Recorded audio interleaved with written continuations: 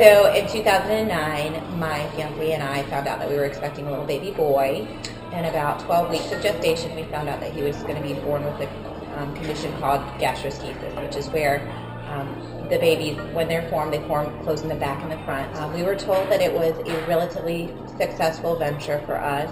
80 to 90% survived, and it looked like Avery was going to do fantastic. He had just a small little bowel loop out, and he'd go through the surgery process, 6 to 8 weeks in the hospital, and then home like nothing had happened. Avery was born April 14th of 2009, and what parents don't realize is babies with predetermined birth defects, they don't often get to be held at birth. So he was born, they showed him to me, wheeled him away. He had his first surgery that night, got to see him 6 hours later. He had his primary surgery, put all the bowel right back inside, which is very not typical with gastro babies. Sometimes it's a lengthier process. 5 days later, we were able to hold him for the first time. And then we began the process of seeing if the bowel was going to work and when it was going to work. So we were only told numbers. We were told that it happened for 1 out of every 2,229 babies, that it was relatively frequent. We were not told of any support groups because there weren't any existing formally. And we were not told of any ways of getting hold of any other families or anything.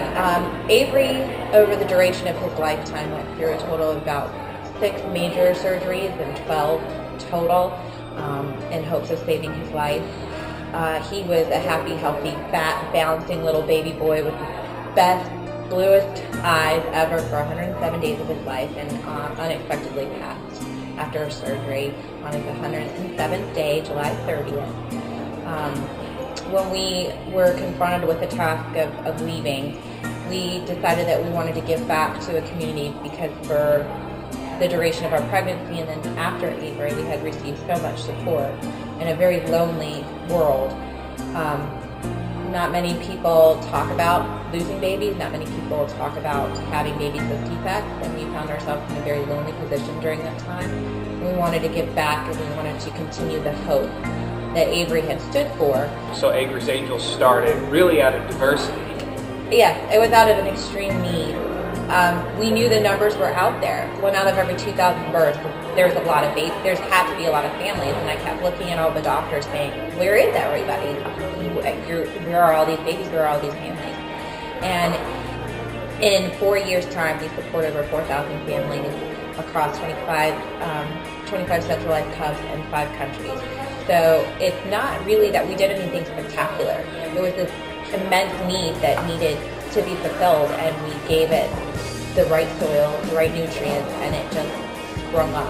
I'm hoping that my grandchildren will, it'll be kind of like polio was, 75 years ago with the March of Dimes, that they'll be like, oh yeah, we get a vaccine for that, or, we just don't eat this anymore. I'm really hoping that in my lifetime I get to see what causes it, and that it just is either eradicated or it just starts to dwindle back to what it was 20 years, 20, 30, 40, 50 years. Our life hands you exactly what you can handle, and that baby has chosen you for a very specific purpose.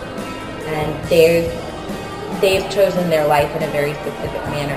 There's nothing wrong with the baby that is born with a special package. We all have our special packages. The key is to look for the rainbows, and my favorite saying is, it rains.